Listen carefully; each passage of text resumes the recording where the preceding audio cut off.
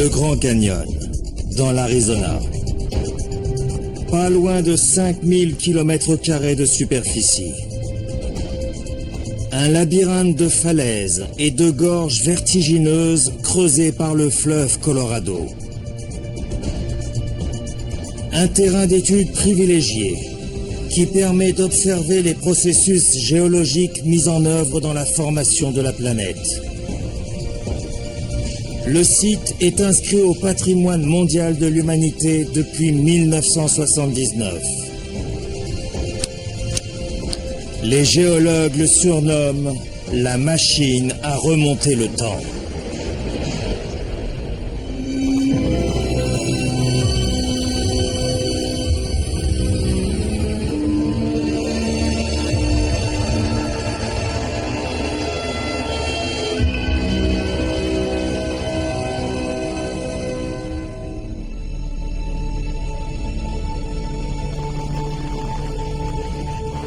Le site est tellement vaste qu'on le repère depuis l'espace.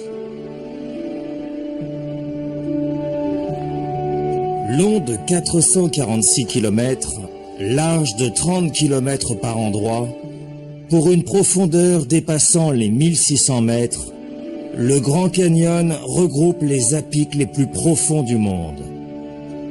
Ces falaises s'enfoncent droit dans la croûte terrestre. Il a fallu moins de 5 millions d'années au fleuve Colorado pour le creuser.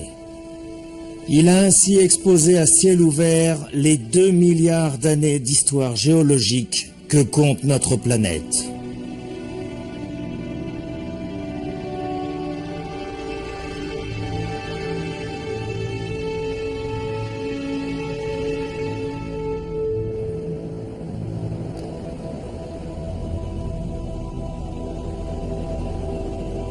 Pour de nombreux Indiens d'Amérique, cette terre est sacrée.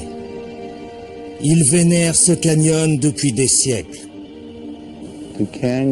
Cet endroit est chargé d'une grande force spirituelle.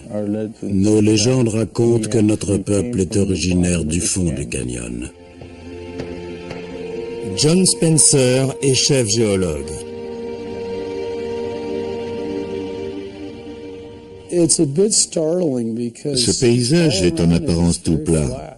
Quand on est à 300 mètres du bord d'un précipice, ce qu'on voit est monotone.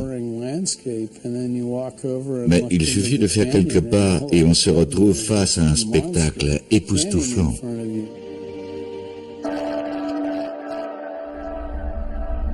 Ces précipices ont mis des milliers d'années à se former.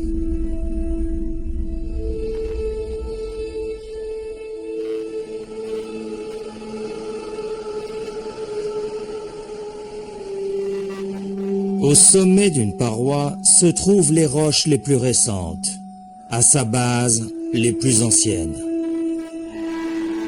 C'est pour cela que l'on trouve des fossiles de mers anciennes en altitude. Et au fond, les vestiges d'une vieille chaîne montagneuse.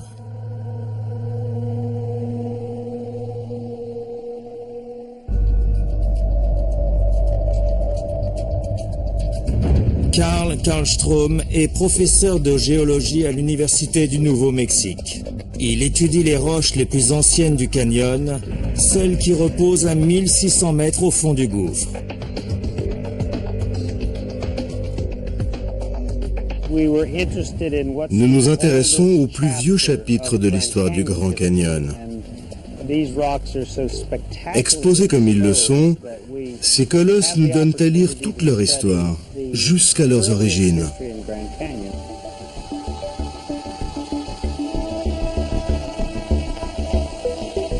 Les rochers du fond font partie d'une ancienne chaîne montagneuse, aujourd'hui enfouie sous plusieurs centaines de mètres de roches. Une chaîne appelée les schistes de Vishnu. Une couche de dépôts sédimentaires datant d'environ 1,7 milliard d'années.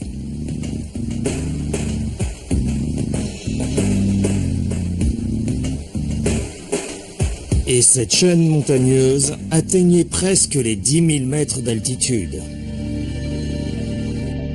Ce sont les minéraux inclus dans la roche qui permettent de le mesurer.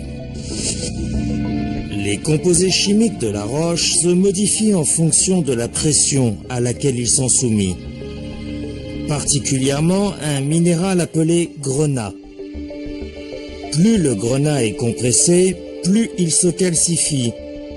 Et plus il se calcifie, plus il est transparent quand on l'observe au microscope.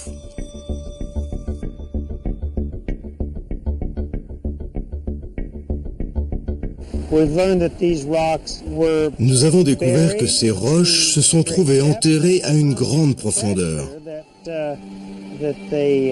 et que la pression qu'elles ont subie équivalait au poids d'environ 10 000 mètres de surplomb.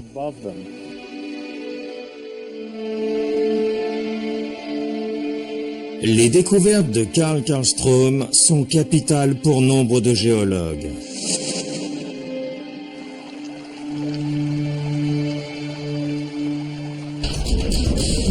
Ron Blakey est professeur de géologie à l'Université d'Arizona du Nord, à Flagstaff. Il étudie les anciens continents.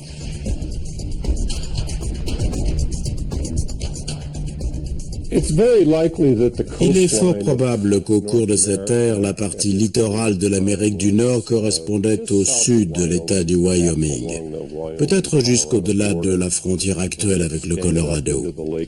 Elle se serait étendue vers le nord-est jusqu'au lac supérieur, puis jusqu'au Canada.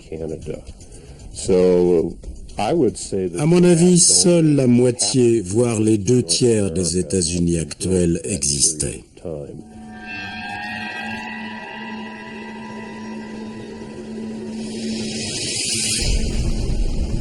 Le paysage était en effet totalement différent de celui-ci.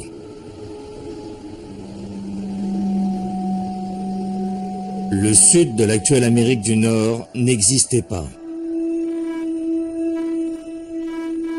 L'ancienne chaîne de montagnes dominait l'océan. Elle a fini par s'intégrer au continent nord-américain pour former le socle géologique du Grand Canyon. Je m'imagine ça comme un train qui a déraillé. Chaque sommet devait surgir de la mer. Ça faisait comme des wagonnets plus ou moins bien accrochés. C'était un chapelet d'îles. Et certains sommets étaient très élevés, comme dans les îles Aléoutiennes en Alaska. 10 000 mètres plus bas, la roche commençait alors à se calcifier sous la pression.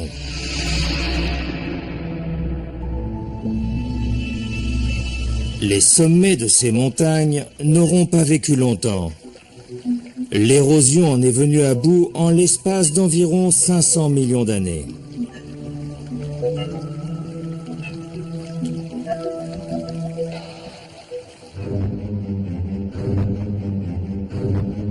À mesure que l'on remonte vers les sommets du canyon, on se rapproche du présent. Chaque strate nous raconte un chapitre d'histoire géologique. Les continents se façonnent continuellement, depuis des centaines de millions d'années.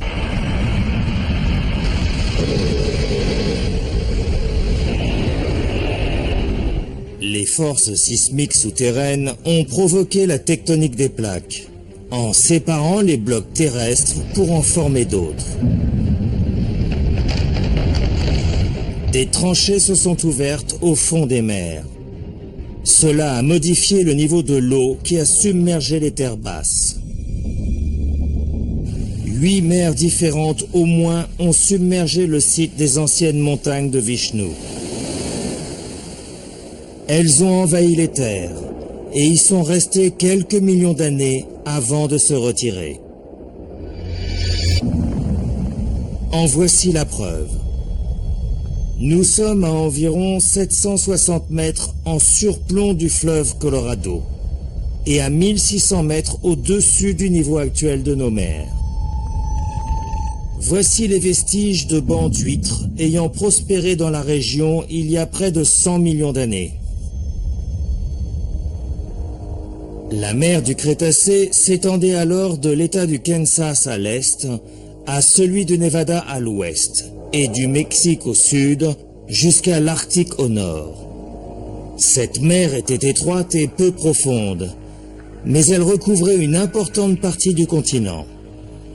Des créatures marines ont coulé au fond de cet océan et se sont fossilisées en une épaisse couche boueuse que les scientifiques appellent du schiste argileux. Wayne Rani est fasciné par cette région qui regorge de fossiles. Ce banc qui contient des millions d'huîtres fossilisées provient d'une mer peu profonde qui recouvrait l'intérieur de l'Amérique du Nord il y a entre 80 et 90 millions d'années. Mais les huîtres n'étaient pas les seules créatures à vivre dans cette ancienne mer. On y trouvait aussi des requins, des tortues et des ammonites. Au fur et à mesure que l'érosion met au jour de nouvelles couches de roches, des fossiles apparaissent. En 2005, à seulement 110 km de la bordure du canyon, des paléontologues ont découvert un squelette bien préservé. C'était celui d'un plésiosaure, un reptile marin de l'ère des dinosaures. David Gillett est conservateur du musée de paléontologie d'Arizona du Nord.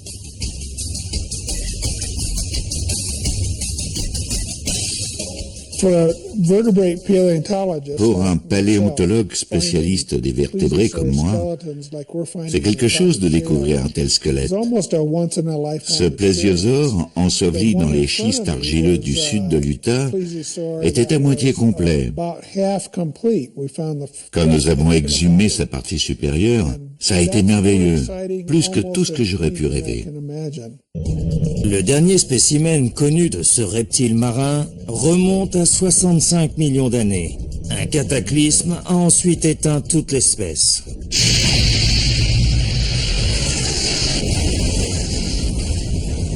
Mais le plésiosaure de David Gillett est bien antérieur. Il a vécu il y a environ 90 millions d'années.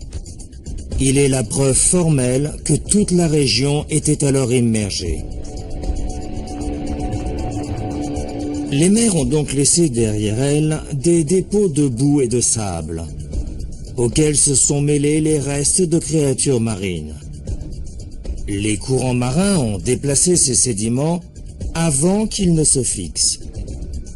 Avec le temps, ces dépôts se sont transformés en roches sédimentaires. Je vais illustrer le processus de la sédimentation. J'ai ici un tube de verre rempli d'eau et de sédiments, essentiellement du sable. Je vais le retourner en le secouant. Ça produira une énergie qui fera circuler les grains de sable dans le tube. Dès que j'arrêterai, il n'y aura plus d'énergie et les grains se stabiliseront presque immédiatement. Regardez.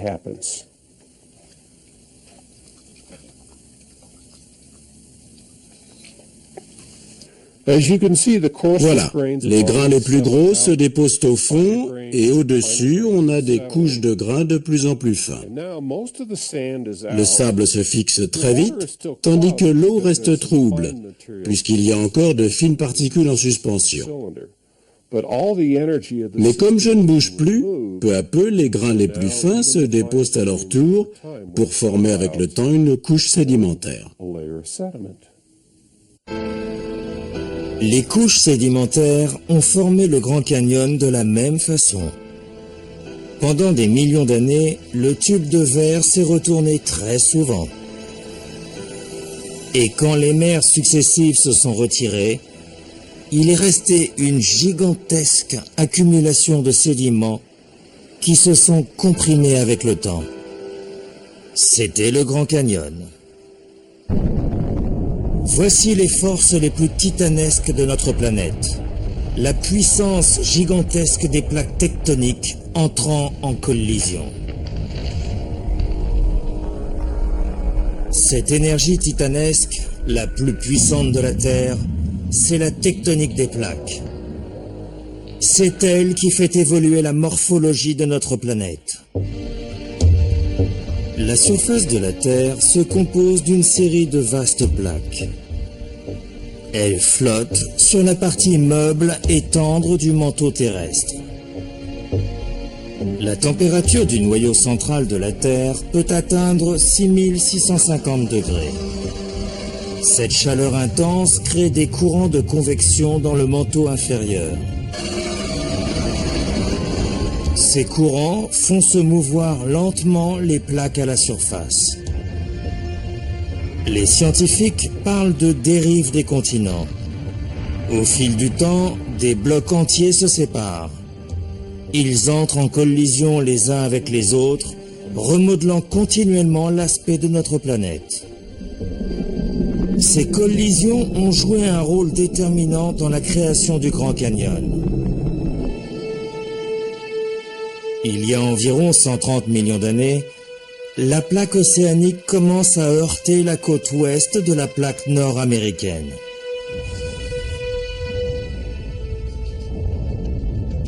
Les plaques océaniques se trouvent sous la mer. Elles sont épaisses de 50 à 100 km et sont composées de basalte dense. Les plaques continentales, elles, sont faites essentiellement de granit. Elles sont plus légères.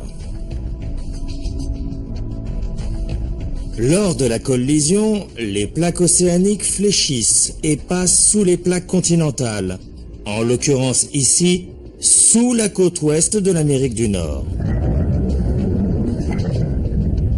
Durant plusieurs dizaines de millions d'années, la croûte continentale ainsi compressée s'épaissit. À mesure que la plaque océanique gagne en profondeur, tout l'ouest de l'Amérique du Nord se soulève. Avec la formation du relief, la mer se retire, laissant le bloc continental qu'on connaît aujourd'hui. La collision entraîne les portions littorales du bloc continental dans les profondeurs de la Terre. En se rapprochant du noyau, elles entrent en fusion. Puis elles poussent sous la croûte. Au nord, elles forment la chaîne des Rocheuses. Au sud, une chaîne de montagnes anciennes, les Mogollon Islands d'Arizona, gagne en relief. La région qui forme aujourd'hui le plateau du Colorado s'élève d'environ 1600 mètres. Les anciens fonds marins se soulèvent et atteignent leur niveau actuel, 2000 mètres au-dessus de la mer. Que voit-on quand on observe le Grand Canyon? Des rochers sous-marins qui culminent à plus de 2000 mètres au-dessus du niveau de la mer. On peut se poser des questions. Est-ce la mer qui est descendue si bas ou bien la terre qui est montée si haut? Eh bien, après que ces rochers sous-marins ont été déposés dans la mer formant la bordure du Grand Canyon, cette partie terrestre s'est soulevée. La région du Grand Canyon n'a pas toujours offert ce paysage de gorges et d'entailles. Et elle ne s'est pas toujours trouvée au-dessus du niveau de la mer. Pour former ces gorges et ces précipices, il a fallu l'action d'une autre force, l'érosion. Un fleuve est parvenu à creuser ces raccourcis à travers la roche.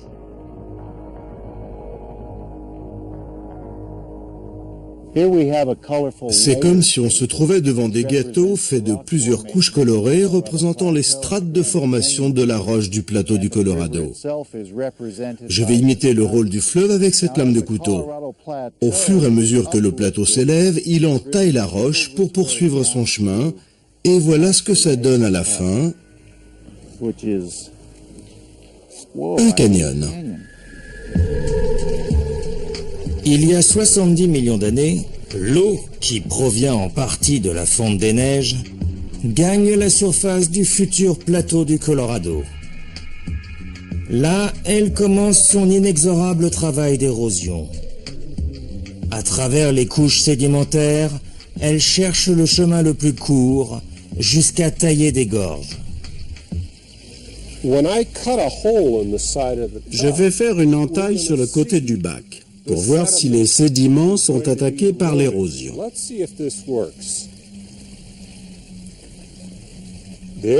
Vous voyez le phénomène d'érosion qui se produit? Au fur et à mesure que j'abaisse le niveau, après avoir coupé le bord du récipient, l'eau s'écoule à travers les sédiments en les mettant au jour, avec un effondrement progressif des bordures érodées. Un canyon se forme comme ça. Mais de quel fleuve provenait cette eau? Que savons-nous de lui?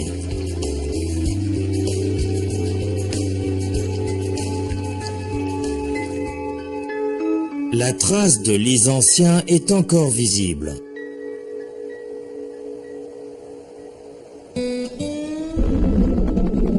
Richard Young est professeur de géologie à l'Université de l'État de New York. Il rassemble et compare les indices livrés par la forme et la composition des roches trouvées dans le lit des rivières.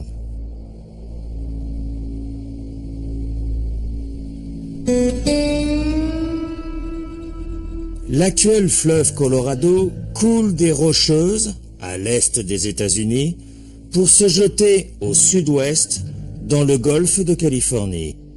Au cours de ses recherches, Richard Young relève un détail intrigant.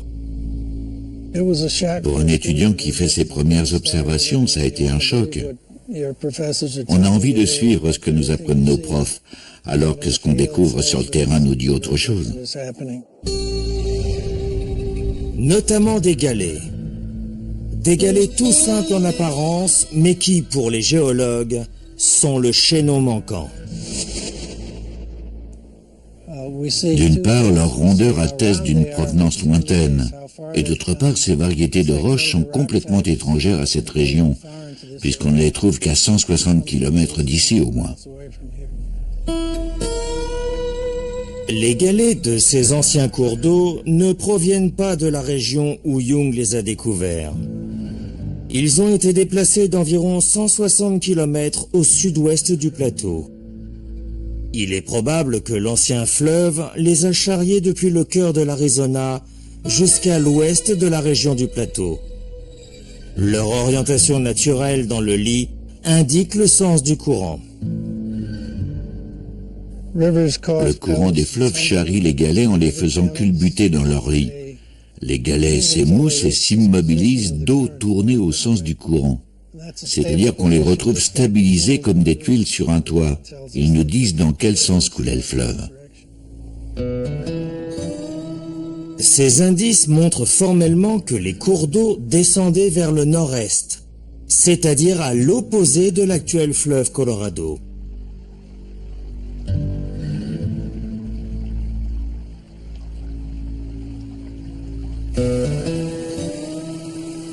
Un autre cours d'eau traversait des gorges situées à 6 km 500 au sud de la partie ouest du Grand Canyon.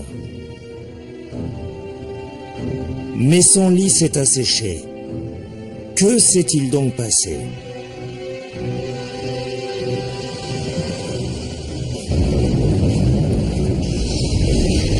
Loin sous le manteau terrestre, du magma en fusion s'apprête à jaillir à la surface des roches.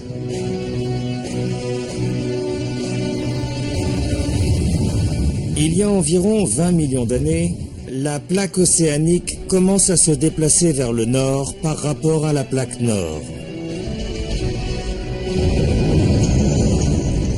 Une poussée de magma forme peu à peu une poche sous les Mogollon Islands, au sud-ouest du canyon. La pression est extraordinaire.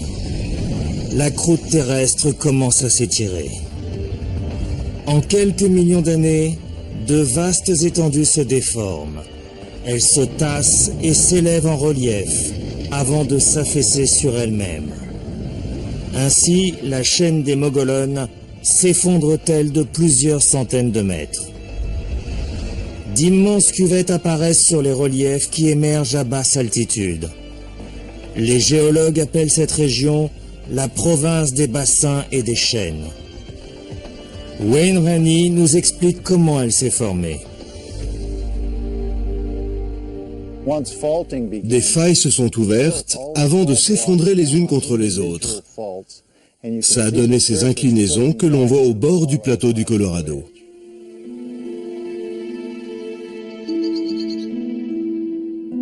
Les couches de roches étaient autrefois horizontales. Aujourd'hui, elles sont presque alignées à la verticale. La région s'est inclinée avant de s'effondrer. Son histoire se lit dans l'orientation de ses affleurements.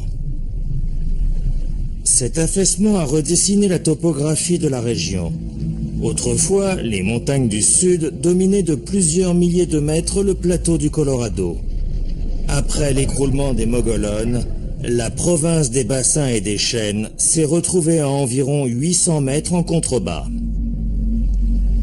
Il est possible qu'à cause des modifications structurelles du paysage, les rivières aient changé leur cours. L'affaissement de cette zone à un niveau inférieur au plateau du Colorado explique que les rivières ont coulé dans l'autre sens, en direction de la Californie.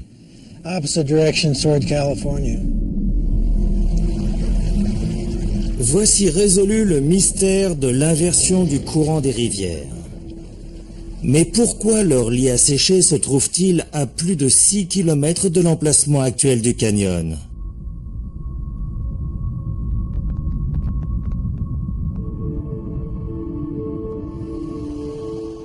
Après l'effondrement de la chaîne des Mogollons, un nouvel affluent se forme, le fleuve Colorado. Mais lui, il emprunte un autre parcours. À quel moment? Et pourquoi? La réponse ne se trouve pas dans le Grand Canyon, mais dans la partie basse du fleuve Colorado, à environ 160 km de son embouchure dans le golfe de Californie. Elle consiste en un minuscule fossile. Christine McDougall est géologue auprès du Bureau d'information américain sur la géologie. Elle a étudié ces fossiles appelés foraminifères. On dirait des grains de poussière, mais ce sont de microscopiques coquillages. Ces foraminifères planctoniques du Crétacé ressemblent à quelque chose comme 3 balles de golf accrochées l'une à l'autre. Ces coquillages sont minuscules, puisqu'une centaine d'entre eux équivalent à la taille d'un grain de sable. Ils sont apparus lorsque le fleuve a commencé à tailler le canyon. Pourtant, les foraminifères ne sont pas natifs du fleuve Colorado. Ils viennent de bien plus loin, plus au nord. Si leurs fossiles ont été déposés dans les sédiments de la partie basse du fleuve Colorado, c'est que l'eau les y a charriés. À l'origine, ils ont été déposés dans les schistes argileux du Crétacé, situés dans le plateau du Colorado au nord du Grand Canyon. Puis ils ont été travaillés par l'érosion et ils ont été charriés par le fleuve Colorado actuel avant d'être redéposés.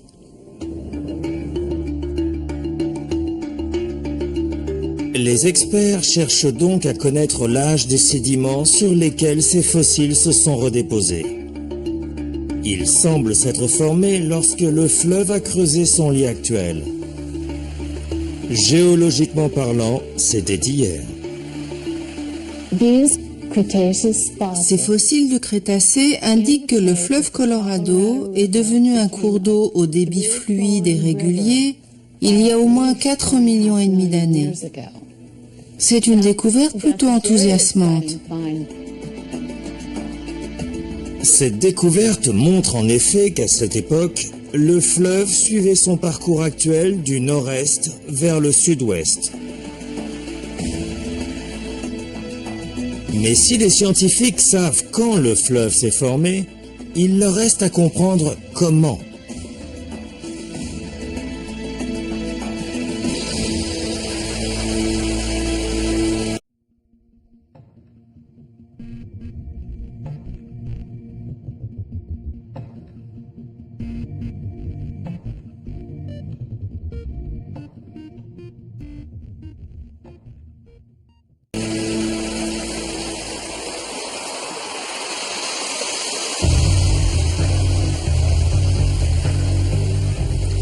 Le fleuve traversant le Grand Canyon est donc né il y a 4,5 millions d'années.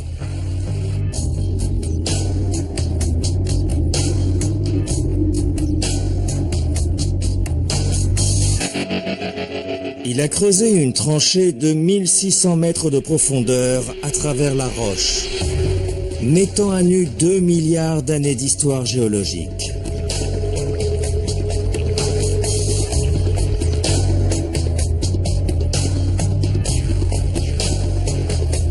Or, pour creuser des gorges aussi profondes, il faut un débit d'eau colossal.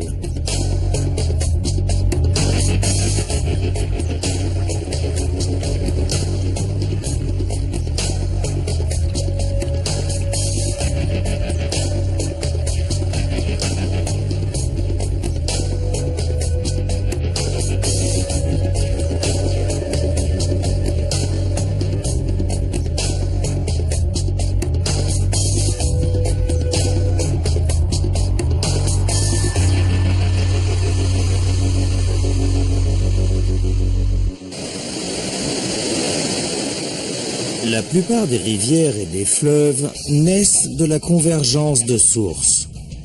Celles-ci descendent des reliefs et elles érodent tout sur leur passage. En aval, le courant se calme. Les eaux regroupées avancent lentement et le lit s'élargit.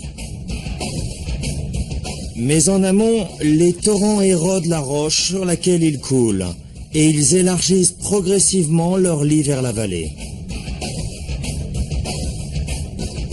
Le fleuve Colorado pourrait être né ainsi.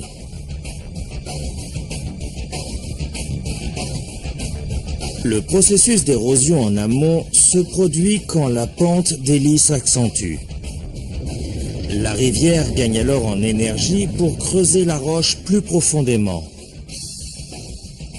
Plus l'inclinaison est importante, plus les eaux de pluie des torrents convergent vers la rivière, et plus celle-ci avance vite.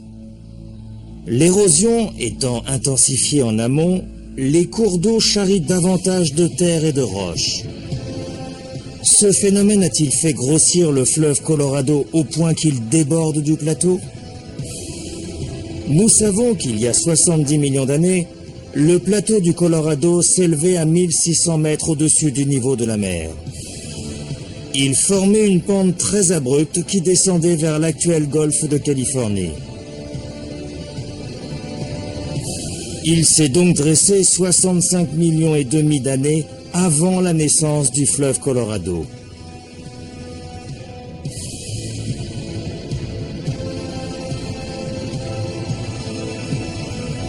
Une élévation plus récente du relief expliquerait que le fleuve a traversé ce plateau. Les scientifiques ont découvert dans la partie basse de la région une couche rocheuse appelée formation de Baos. Ces rochers sont vieux d'environ 6 millions d'années. Certaines parties descendent à 600 mètres en dessous du niveau de la mer. Les scientifiques ont fait une découverte extraordinaire. Ils ont trouvé des fossiles marins agglutinés à la roche. On trouve 3 fossiles essentiels dans la formation de Baos. Le premier est un foraminifère planctonique qui flottait à la surface de l'eau. Ensuite vient un spécimen appelé Ammonia qui vivait dans les eaux peu profondes. Et la troisième variété, elle, vivait beaucoup plus profondément dans la mer. Ces fossiles laissent à penser que cette couche de roche se serait formée sous les mers. Ivo Lukita pense que lorsque le golfe de Californie s'est ouvert autrefois, il s'étendait à 160 km plus au nord qu'aujourd'hui. En mourant, les organismes marins sont retombés sur les fonds marins et se sont retrouvés ensevelis dans les dépôts sédimentaires blancs de cette formation de Baos. Pourtant, aujourd'hui, ces fossiles sont mis au jour à plusieurs centaines de mètres au-dessus du niveau de la mer. C'est précisément l'indice qu'Ivo Lukita recherchait. Un jour, en observant l'agencement de ces strates, j'ai pensé que la formation de Baos et le socle sur lequel elle repose ont dû être surélevés de plus de 500 mètres au cours des 5 derniers millions d'années.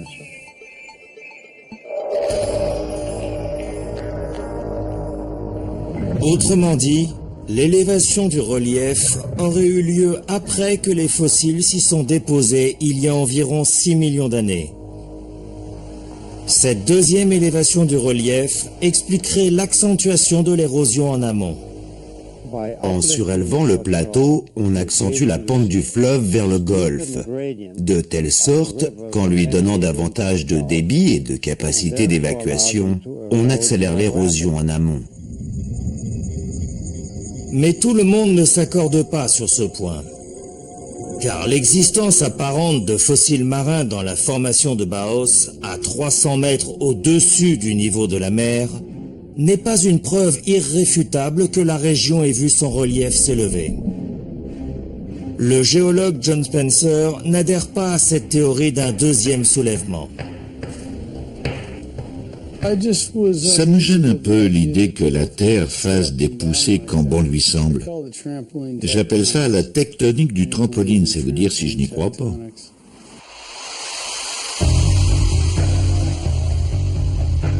John Spencer et son équipe examinent en laboratoire des extraits de roches de la formation de Baos.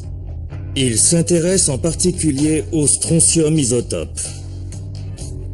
Il s'agit des atomes irréguliers intégrés à ces roches et invisibles avec un microscope classique. On les trouve sous des formes plus ou moins légères. Cela dépend de l'origine de l'eau. L'eau des rivières et des fleuves concentre des taux de strontium isotope différents de ceux des eaux de mer.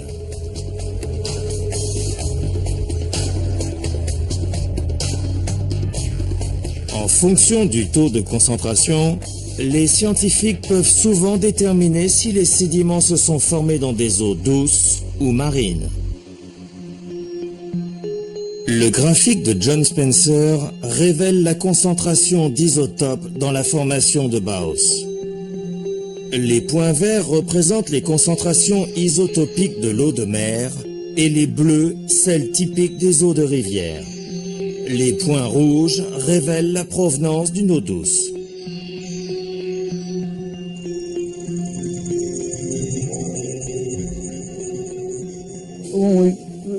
Dès les premiers résultats, il est apparu très clairement qu'il n'y avait aucune empreinte marine dans les échantillons prélevés à Baos. Nous sommes restés un peu surpris. On ne s'attendait pas à ce que chaque échantillon provienne d'une eau douce. Ces résultats remettent en question la validité de la seconde théorie sur l'élévation du plateau. Si la formation de Baos ne s'est jamais trouvée immergée sous les mers, la théorie de l'élévation de ces reliefs est caduque. Comment expliquer alors que le plateau du Colorado ait été creusé à ce point? À environ 400 km à l'ouest de Grand Canyon Village se trouve un réseau de gorges appelé bassin du lac Mannix. Norman Mick est professeur de géographie à San Bernardino en Californie. Selon lui, cette zone désertique est susceptible d'apporter des indices sur la formation du Grand Canyon. Le bassin du lac Mannix a parfois été surnommé le Grand Canyon du fleuve Mojave, à cause du paysage impressionnant qui évoque une reproduction miniature du Grand Canyon. Le bassin du lac Mannix est relié au lac Silver Soda par un canyon. Savoir comment s'est formé ce canyon pourrait aider à comprendre comment s'est formé le Grand Canyon. Le lac Mannix est aujourd'hui un désert. Autrefois, il s'étendait sur plus de 233 km². Il a disparu il y a plusieurs milliers d'années.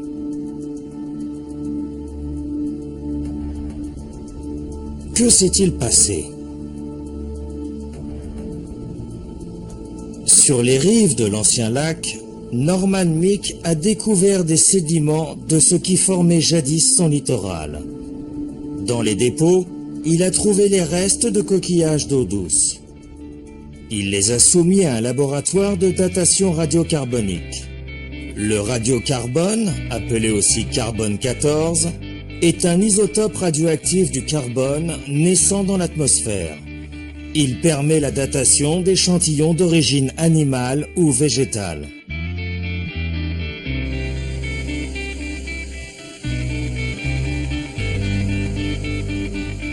En mesurant le taux de carbone 14 encore présent dans ces coquillages, les scientifiques parviennent à déterminer leur âge. Ainsi, Norman Meek a-t-il découvert que les coquillages du bassin de Mannix vivaient il y a 19 000 ans. Ils sont morts juste après, quand le lac Mannix s'est asséché. Mais le lac Silver Soda est alors approvisionné en eau. Comment ces deux lacs ont-ils pu communiquer? Norman Meek pense que le canyon de cette région s'est creusé par un mécanisme dit de débordement. Il suppose qu'il y a 19 000 ans, des précipitations diluviennes ainsi que la fonte des neiges ont alimenté ce lac jusqu'à ce qu'il déborde. L'excès d'eau du lac se serait répandu. En quelques milliers d'années, ces eaux auraient érodé la roche au point de creuser des gorges et de créer en contrebas le lac Silver Soda. Ça s'est passé comme la rupture d'un barrage. Une énergie hallucinante s'est libérée, arrachant sur son passage des sédiments, allant jusqu'à racler le soubassement de la roche, pour creuser un canyon et y couler comme un fleuve. Les scientifiques avancent cette hypothèse. Si ce débordement explique la formation d'un canyon dans le désert de Morave, il est également susceptible d'expliquer la naissance du Grand Canyon à 400 km à l'est. Il ne leur reste plus qu'à trouver l'emplacement d'un lac.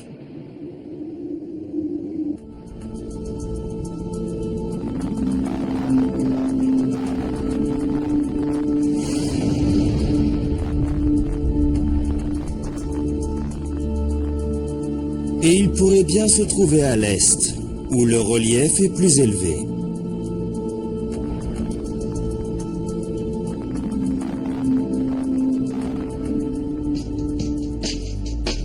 Il n'y a plus de lac aujourd'hui, mais on a découvert dans un ancien lit 60 mètres de strates de dépôt vert, vestige de l'ancien lac Bidauchi. Cette couche verdâtre laisse supposer que le lac Bidauchi était ici, à l'est du Grand Canyon, entre 16 et 6 millions d'années avant notre ère. Pendant plus de 10 millions d'années, ce lac a déposé de fins sédiments de limon, d'argile et de sable mélangés à de la cendre volcanique grise. Mais comment a-t-il pu déborder et creuser le canyon?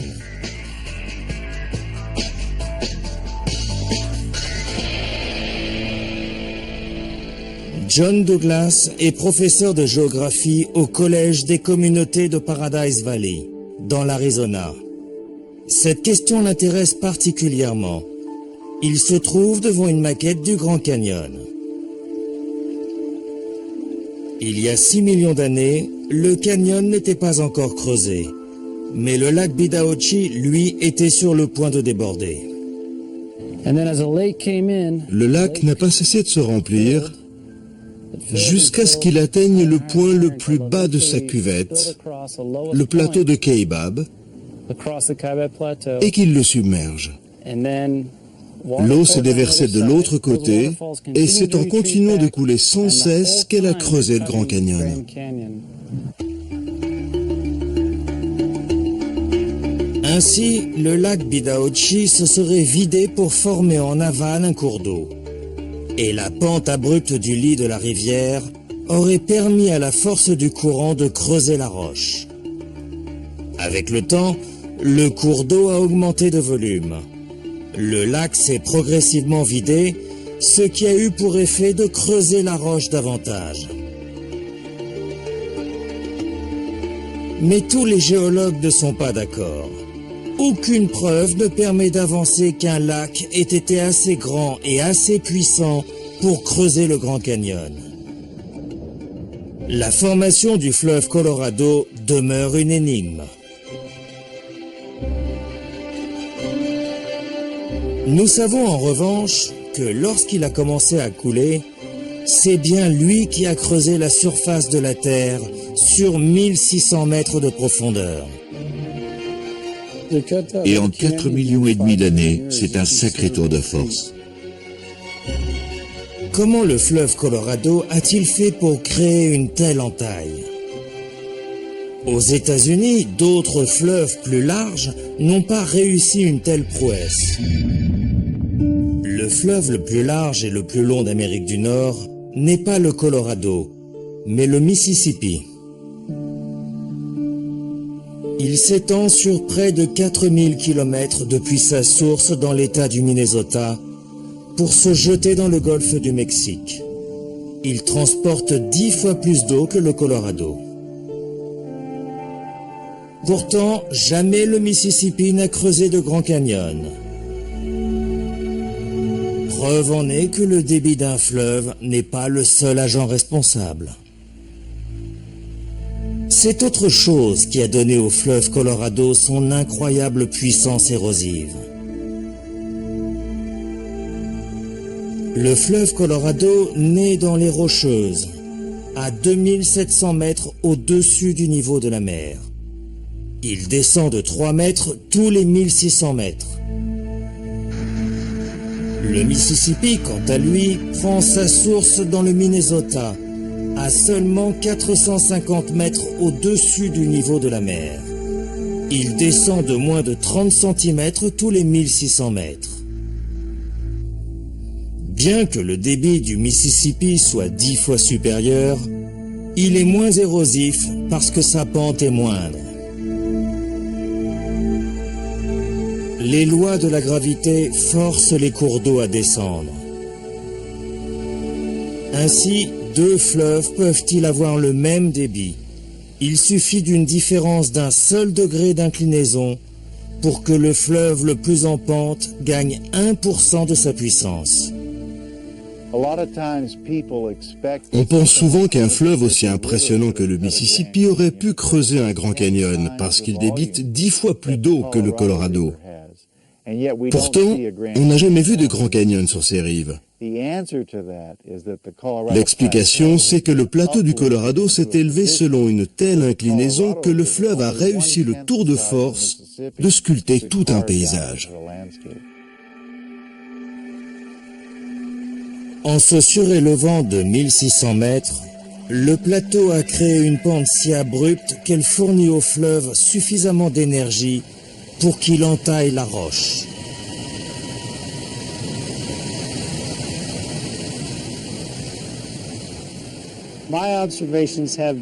J'ai pu observer que ce fleuve, ainsi que certains de ses petits affluents, ont assez de puissance pour traverser n'importe quel type de roche comme du beurre.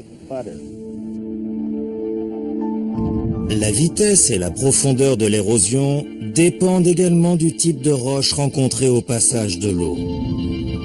Dans le granit, qui est une roche dure, le cours d'eau sculptera des gorges étroites. Dans une roche tendre, comme le schiste argileux, il creusera un canyon plus vaste.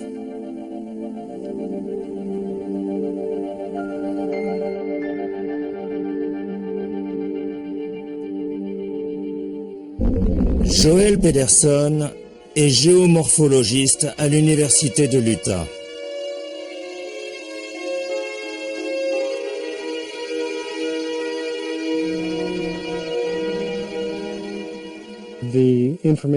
Nous rapprochons les diverses informations recueillies sur l'histoire du fleuve.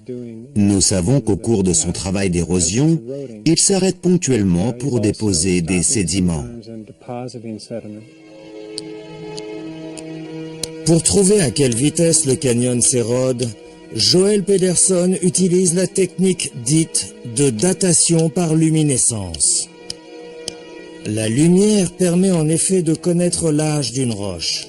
Elle agit sur les sédiments contenant des minéraux tels que le quartz ou le feldspath, qui ont été enfouis dans l'obscurité. À mesure que les sédiments se sont accumulés, ces minéraux se sont trouvés emprisonnés dans le noir.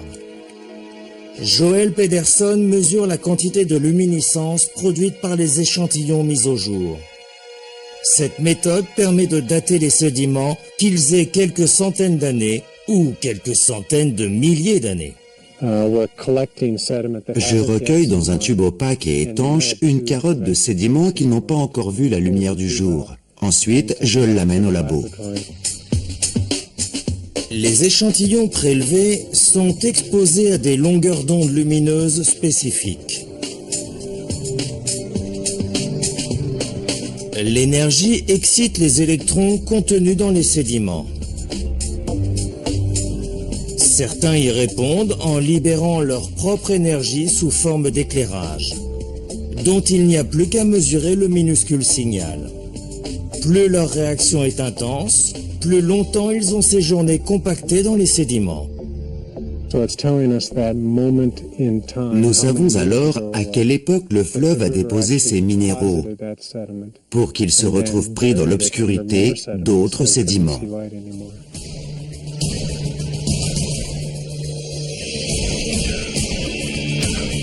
En mesurant la profondeur des entailles sur toute la longueur du fleuve, Joel Pederson a découvert qu'à 290 km en aval, le canyon est moins profond.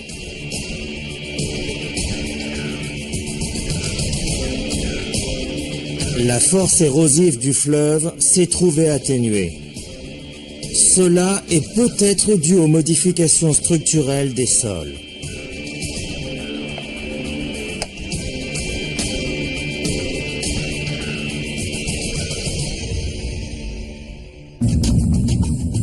Il y a 3,5 millions d'années, le plateau du Colorado se fracture, ouvrant un gouffre à travers ses gorges. On appelle cette zone de faille la formation de Toro Whip. L'activité tectonique le long de cette formation incline lentement le plateau en direction de l'ouest. À mesure que la pente s'émousse, la puissance érosive du fleuve diminue.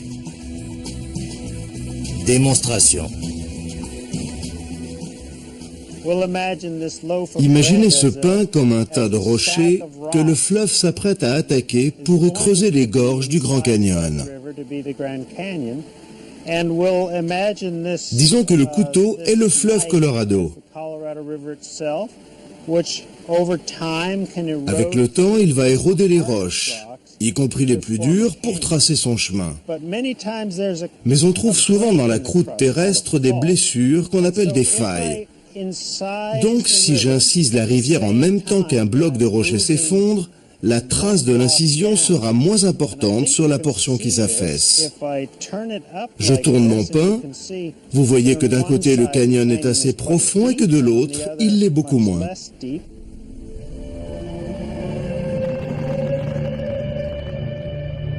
Si le débit du fleuve est resté constant, le soubassement à l'ouest de la formation de Toro Whip s'est affaissé, échappant ainsi à toute une partie de la force érosive. Mais l'eau ne se contente pas de réduire la roche à l'état de poussière. Elle peut aussi bâtir des concrétions. De nouveaux rochers sont apparus au sein du canyon et ils continuent de pousser.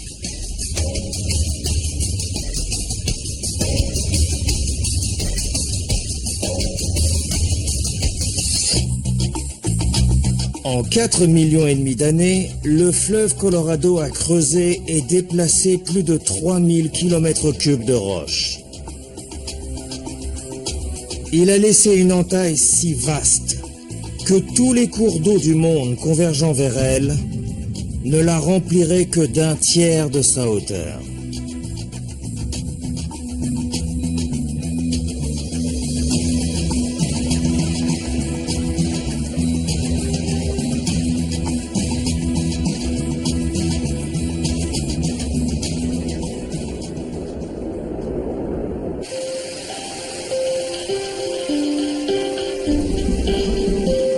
Laura Crossi, professeure à l'Université du Nouveau-Mexique, étudie ces jeunes rochers. L'histoire du Grand Canyon relate la genèse de la plus belle œuvre rocheuse du monde. D'autres pierres, comme la travertine, ont permis à de jeunes rochers de se former à l'intérieur même du canyon. Cette travertine a la particularité de naître de l'eau saturée en dioxyde de carbone. Elle se forme tout en bas du canyon. Le dioxyde de carbone provient des profondeurs de la Terre.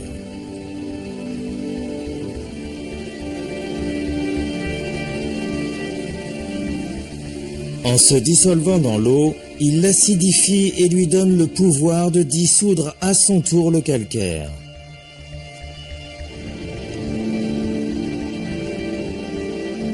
Puis, le dioxyde de carbone s'échappe sous forme de bulles.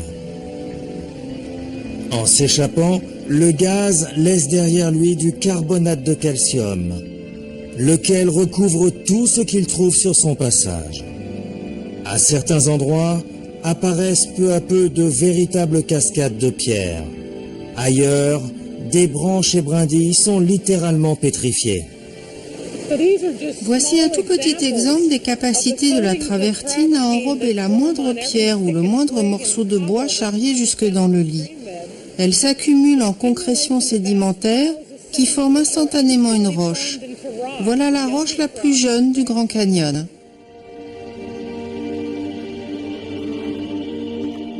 Ainsi, le fleuve Colorado a-t-il façonné cette œuvre minérale. Mais il n'a pas travaillé que la roche. Il a nourri la flore du site et sa faune. C'est aussi lui qui a incité les premiers colons à s'établir dans la région. Quand les ancêtres des Indiens Wallapai sont arrivés ici il y a environ 700 ans, ils ont célébré le fleuve Colorado comme une mère nourricière, une tradition qui perdure. Ce fleuve est la source de tout ce qui vit ici. Nos ancêtres ont défendu le canyon corps et âme parce qu'ils ont mesuré toute sa richesse et son importance. Nous voulons le garder beau et en pleine santé.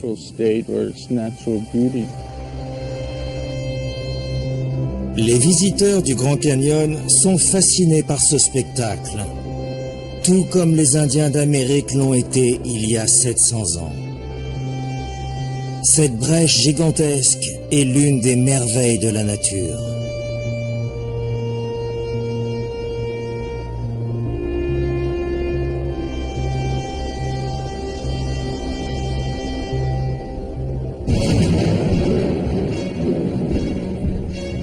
Tout a commencé il y a 1,7 milliard d'années. Des strates horizontales de sédiments ont édifié ces incroyables parois rocheuses. Après quoi, le plateau du Colorado s'est élevé et les affluents du fleuve ont érodé la roche en profondeur.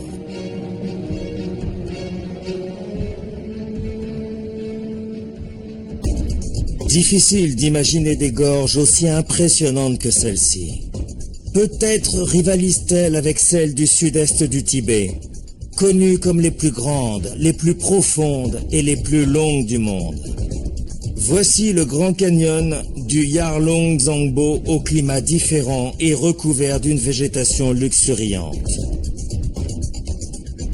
L'Euphrate, quant à lui, est un large fleuve traversant les zones arides de l'Irak, dont le climat se rapproche de celui de l'Arizona. Mais aucune surélévation du relief n'y a engendré de canyon.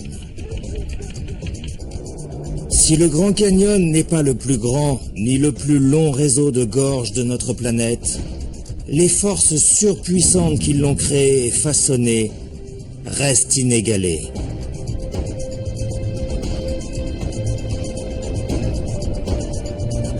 Nul ne peut prévoir s'il va continuer de s'élever.